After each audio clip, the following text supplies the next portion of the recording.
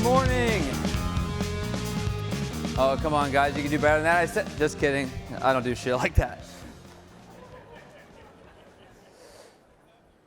Did you know 88% of your clients that you've helped purchase a home say they would hire you to sell their home when it's time, but only 12% of them actually do? 6 years ago, I was on this stage giving a talk called Delivering 7-Star Service in a 3-Star Industry, where I went over why our online reviews have become almost meaningless, how what we do as real estate agents has become highly commoditized, and now we're competing with robots. So how do we remain relevant in such a saturated industry? How do we gain a competitive advantage in the marketplace? By injecting a humanistic component that treats people better than anyone else. Now, I gave that talk all over the country, all over the world, in fact, as far as South Africa, giving the playbook, specifically, play-by-play, tactically, what I did as a real estate agent to earn the 30 under 30 slot with National Association of Realtors, giving every single play-by-play, and I noticed a few things. The folks in the audience were taking copious notes on everything I was doing. They were taking photos of the slides. They were telling me afterwards how they can't wait to implement all these best practices when they get back to the office. But surprise, surprise, very, very few of them actually did anything. It's no secret that I don't have six-pack abs, although it may seem that way. It's not because there's a shortage of information. I know exactly what to do, but I choose not to. Execution is difficult. And just like anything, executing in real estate when we have a million things to do is difficult. But a few people did listen. You may recognize some of these faces. The titans of real estate, the best of the best, have one thing in common. They have a system for everything. Absolutely everything. Marketing, social media, open houses. Why should their client care strategy be any different? Today I'm going to go over 4 important things that we need to know. The first one is, what is your favorite source of business? Truly understanding what is your favorite source and how you're going to get more of it. The second is, what makes the biggest impact with your clients? Why these two things are aligned and how specifically you can deliver that. So first and foremost, what is your favorite source of business? There's a million different things we spend time on. We spend time doing open houses, chasing internet leads, engaging with our community on social media, sending out postcards, just listed, just sold, email marketing, you name it. All of these activities are extremely important, but they all funnel up to one thing: client acquisition. And unless you build an engine around this one, you'll be doing the first 5 on repeat forever. Red hot referrals are our favorite source of business. Why? First and foremost, they're yours to lose. They've been served up on a silver platter from someone who already knows you, likes you, trusts you, has probably done business with you, and now they're just yours to lose. There's built-in forgiveness. We all know there are constant variables that happen in a transaction completely outside of our control, things that can cause hiccups or even make a deal fall apart. And quite frankly, they're just more enjoyable, aren't they? These clients are less likely to be grinding you down on your commission or challenging your advice at every turn or demanding you answer your phone at 11 o'clock at night.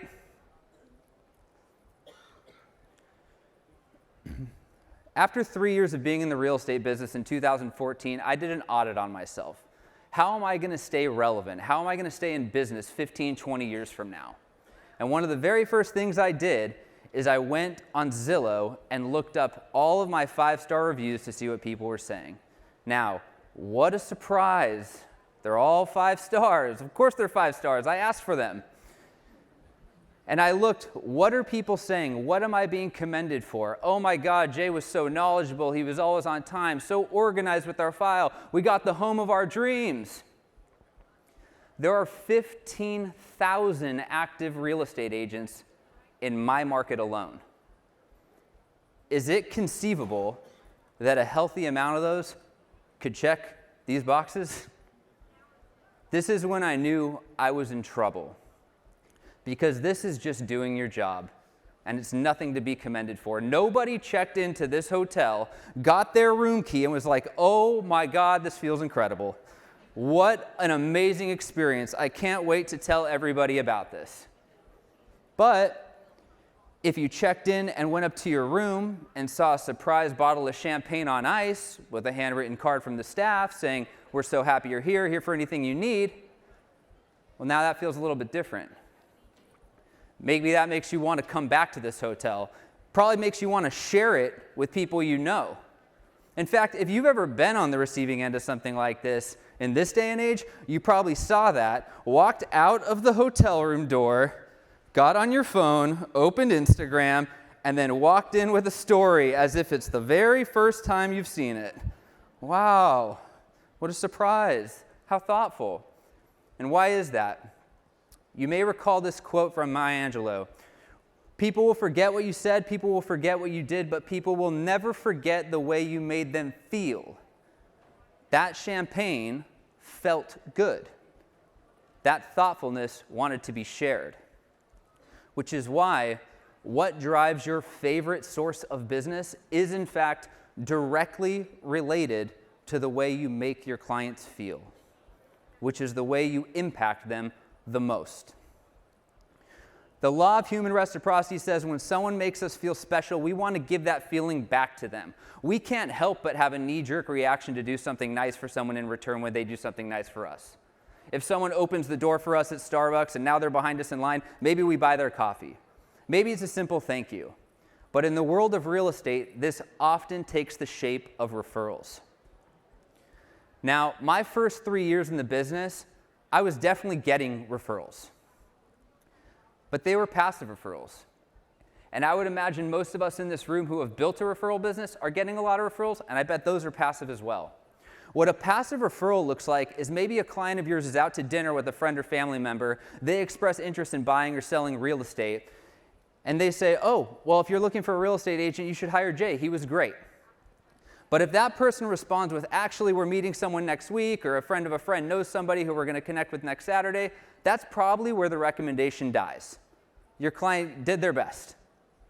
And they probably respond with something like, okay, great. Well, if it doesn't work out with that person, let me know. I'm happy to intro you to Jay. That's a passive referral. But what if we could turn these clients into raving fans that are giving die-hard, passionate referrals the same way we recommend our favorite resort or our favorite restaurant or demand that someone sees our favorite movie? By show of hands in the audience, how many of you have seen this movie? Okay, I have a better question. How many of you have not seen this movie? Okay, this is awkward. Because you're probably looking at the neighbor next to you who just raised their hand thinking, how the hell have you never seen Shawshank Redemption? Even worse, if you know that person intimately well, it's a spouse or friend, you're probably taking it a little personally at this point. And when I'm done talking, you're going to hound them on how they've never seen one of the greatest films of all time and ask them to see it repeatedly until they do. And once they do, you will hit them with a million questions on, oh my God, what did you think about this part? How crazy was this? How great was that? Why? Why do we do that? Because we seek fulfillment and joy in knowing someone has experienced what we have. Why should your real estate business be any different? Why can't your real estate business be Shawshank Redemption? So this is all great, all been ethereal, theoretical. You told me nothing to do, Jay. So now let's get into the tactical stuff of exactly how you can elevate your client care to make that impact. First and foremost, start adopting a consumer mindset instead of a business owner mindset. What do I mean by that? A business owner mindset is pointing everything back to the business. My brand on this, my logo on this, my face on this, number one agent in your town. Bleh. No one cares. If you're a consumer, you would not be receptive to that. Why do you think your clients are? And as a consumer, we would never, and I mean never, be receptive to receiving a gift that looks like this. Never have you received a birthday gift, an anniversary gift, anything for that matter, and thought, whoa, This is awesome, but it would be a lot cooler if someone else's name was on it. Now, I've spoken with thousands of agents across the country at this point, and I can't tell you how many people say, God, Jay, this is great, but you know, we already do this. We have a great client care strategy. Oh, really? What do you do? Oh my God, we do pop buys. We send out newsletters, market updates, magazines, recipe cards. We send out all this stuff to our clients all the time. That's not doing this. And I don't know about you, but I've literally never been in my office and someone arrived unannounced and I thought, this is perfect timing. I'm so glad you're here. What I'm talking about is introducing a hospitality bucket to your brand, doing things that are selfless, helpful, thoughtful, share-worthy, things that are going to actually make an impact on your client and not point directly back to you. And these things happen before, during, and long after a transaction. See, in real estate, we have the luxury of building a rapport with our clients for 30, 60, 90 days. We're not underwriting some insurance deal or doing something very transactional. We've been through it a million times. We know the peak moments of excitement in a journey. We know the pits, the stressful times. Why not cater to all of those moments? So now, when we automate what this looks like for a buyer or a seller or an investor, it might look something like this. You sign up a buyer under a buyer rep agreement. They get something immediately thoughtful to kick off that relationship with something that they're actually going to use, like a measuring tape, notes, maybe a mobile phone charger. Maybe you just sign that listing and you send something nice for the home. And then when that deal actually does go under contract, you're sending them something to set the tone of the transaction. A stress relief gift. Hey, I know during this time things could feel a little bumpy. I'm here to take all the stress away from you so you can enjoy the ride. Things that are helpful. Getting moving boxes is so annoying. Why not just take care of that for your client? Send it to their current residence with packing tape, markers, and say, it's one less thing you need to worry about. The closing gift. People go nuts about the closing gift. I gotta be honest, I'm not a fan of the closing gift. The reason I'm not a fan is because it solidifies the end of a relationship, and it very quickly quantifies what that human relationship is worth. You're saying, thank you so much for your trust. It meant so much to me. Here's exactly how much, actually. This bottle of wine or this gift card. Your clients aren't stupid. They know what you got paid. They watch Selling Sunset.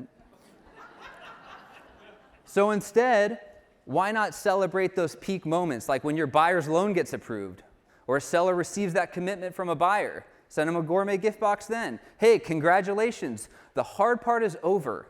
Sit back, relax, enjoy this while we take care of the rest.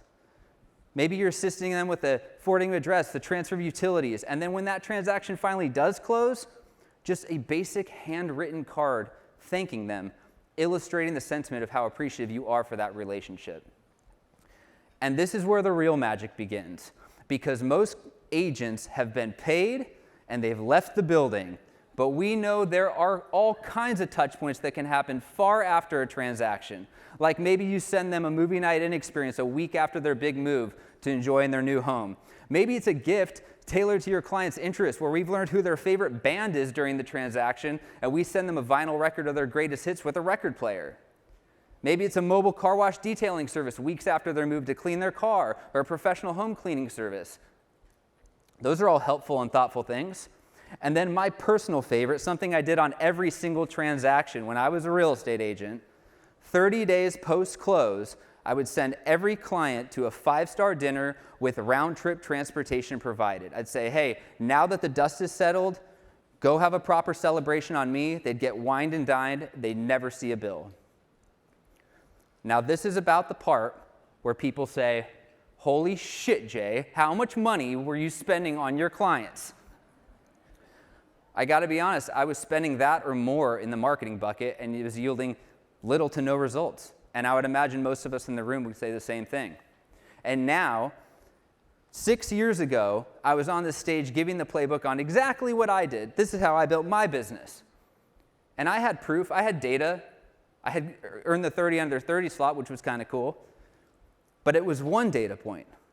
Now, we have millions of touch points across the entire country and Canada proving that this is ROI positive. And the trick is to never, ever stop. This is the only industry in the world where we refer to our clients we've done a deal with as a past client. They're only in the past because you left them in the past. And they're probably in that 12% because how can they imagine themselves as a client if you don't even imagine them as a client? Never stop. Do things that are relevant, thoughtful, authentic, on a regular basis. Maybe it's a gift around October with something they can do for the upcoming holiday season, but constantly staying in front of them in a selfless, thoughtful way. And remember, build a system around it. I don't care if you use Client Giant. I don't care if you do it yourself. I don't care if you do it all manually. Automate thoughtfulness. Because if you have the power to make someone's day, you would be crazy not to. Thank you.